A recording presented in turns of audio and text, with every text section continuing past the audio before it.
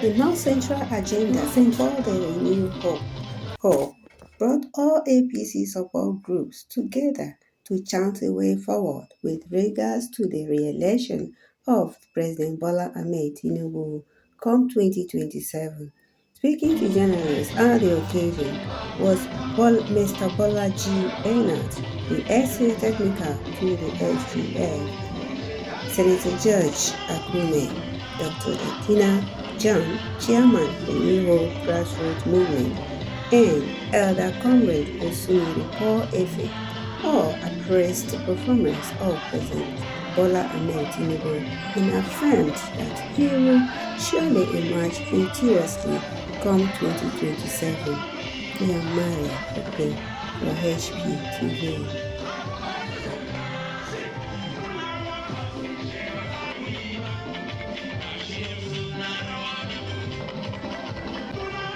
The group have a national leader who is no other person than His Excellency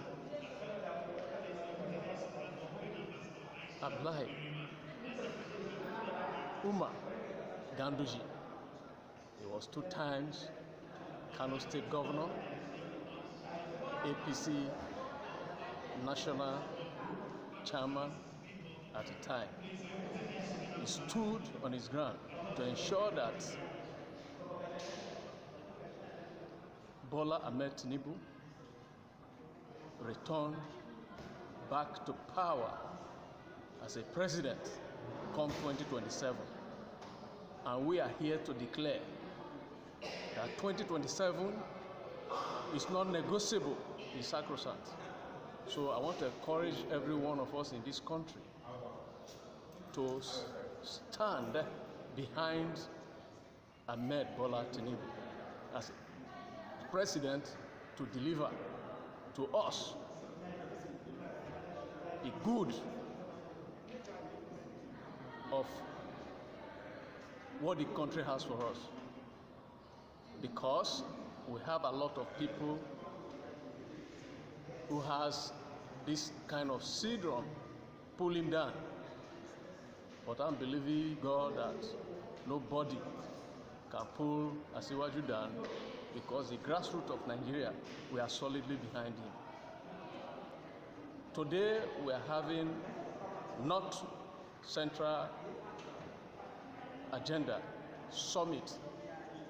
I will be invited to be here, and we are here on behalf of our national leader, His Excellency Ganduji. He's a man that really stood by Asiwaju, and by the grace of God, we believe that nobody can unseat him by the grace of Almighty God. Thank you very much. Right. This is very important. This type of gathering, it's a call to mind for all of us to try and reason. Because many times when we are on the street and the difficulties we are experiencing, it's always in the forefront of how we take a decision or how we recognize progress in a country. I give one very simple analogy, probably just to justify my discussion. If you want to cook beans, you must put the beans inside water and put it on the fire. You don't start eating it immediately until the beans is cooked. Now, President Bola Ahmed is a leader. Is someone who believes in Nigeria, is someone who believes Nigeria is not where it ought to be. So he has come now to look at the tree. Many past governments have been coming and trimming the dry leaves of the mango tree.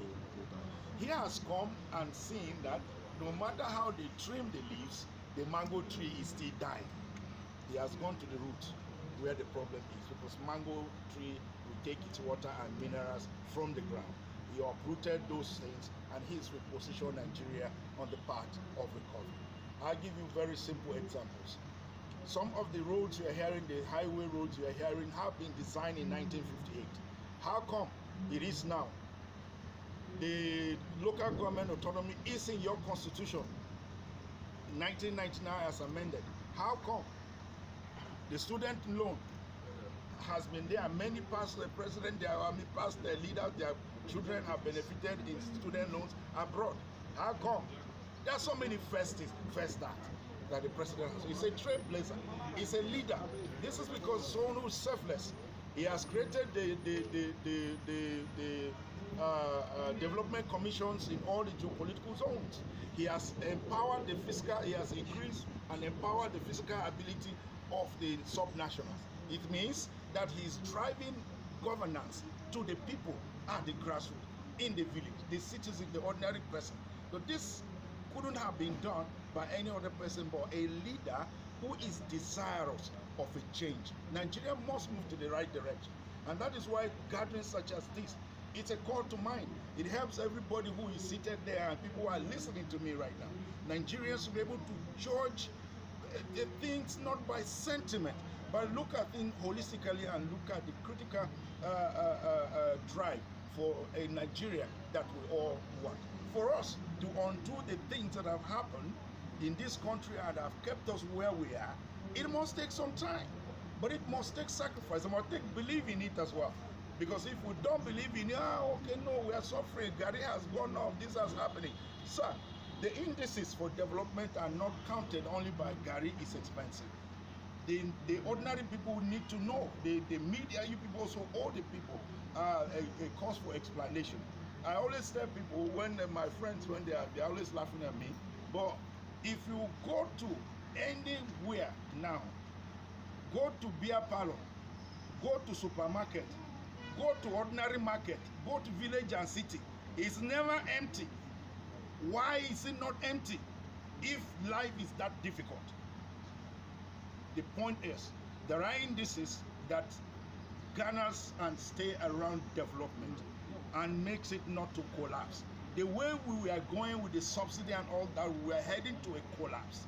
And Nigeria, when we collapse, they could come have an anarchy government. People like me won't be here, have a choice. But I'm back here because I believe in a president. I believe in someone who has taken Nigeria by the bulls, taking the bulls by the horn, and wants to develop the country in the right direction. Nigeria is a great country. We have everything. We are lacking leadership. We have leadership. Let's follow it so that we can have a better Nigeria. Okay. The issues of life were also well exemplified in the documentary. You heard the man from Niger. You heard the man from Kogi. You heard the man from. So these things are ongoing. They are there. It is. You can't just carry a plant and plug and produce electricity and distribute. But as I speak with you, there are developmental efforts right in the right direction in terms of distribution. We are producing almost enough for now, but distribution has been the challenge. We are making very concerted effort in this government now to make sure that produce is evacuated and distributed. When that happens, definitely, but light has also improved if we are being truthful to one another. Light has improved. I've been in this country well enough to understand. This Tinubu administration is that of insecurity. And attending fora that security issues being discussed for the purpose of mitigating it is very, very important. Now, we understand that the issue of security didn't start today. And we also believe in saying that the insecurity is everybody's business. So anywhere insecurity matter is maintained, we all need to be here to contribute our own little mind to see how we can support and to see how we can take the message to the grassroots so that every single dweller in the grassroots will have the consciousness that the security business is all our business. So my call to Nigerians is this: we are living in a very trying time. In as much as the federal government is trying their best to ensure that every Nigerian is comfortable, the enemies of Nigerians are there trying to crossroad them just because of their selfish political interest. We know. We also have some people who also have the international angle as well, trying to cause havoc in this country. I want to speak to all Nigerians. We should not be tired. Security is everyone's business. Let us start beyond our feet and work hard to ensure that there's peace in this land. And I want to tell you, I strongly stand behind President Bola Ahmed Tinubu, especially on this community police bill that is before the National Assembly. The moment that bill is approved, with the civil defense that is already on ground, the forest guard is already on ground, I want to assure you that this insecurity we are expressing in this country will go down a lot. Secondly, I want to re-emphasize here that the autonomy given to local governments by the president should be properly enhanced. If it is properly enhanced and the local government chairmen are given that security mandate to penetrate the grassroots within their local communities, I tell you on that one, it's going to be a very strong one. Then secondly, thirdly, I want to make it known here, even though I've said it in several fora, I want to say it here again. One of the major things that the federal government should do that will kill insecurity in this country with over 80% is the abolition of open grazing. This issue of open grazing, the moment the federal government put a ban on it, I can tell you, within 1 month, insecurity in Nigeria will reduce by 70%. Thank you very much. All right. Before, and I want to say it here again, the achievement of a leader is not something you begin to count one by one. It is when that leader gives you an enabling environment for every sectors of the economy to thrive. That is when you can say he's progressing and has achieved. Now, how did President Bola Ahmed Tinubu do that? He empowered every sector to thrive by removing fuel subsidy. The moment fuel subsidy was removed, even though people don't like it, but that is the main thing. Several governments, presidents that came to Nigeria agreed to the fact that the removal of fuel subsidy is the way forward. Many presidents that came agrees that the removal, the establishment of state police is the way forward. But none of them have the guts to do it. Tinubu came, removed fuel subsidy, and we have surplus money to take care of other things. Tinubu came, introduced community policing, and it's going to work. You see, this subsidy removal attracts a lot of money that you can now take care of infrastructures. It attracts a lot of money that salaries, government don't borrow money to pay salaries anymore. With the subsidy removal, student loans are there. With the subsidy removal, there are a lot of reformation and organization going on in every sectors of the economy. With the subsidy removal, infrastructure development is going everywhere. Agriculture,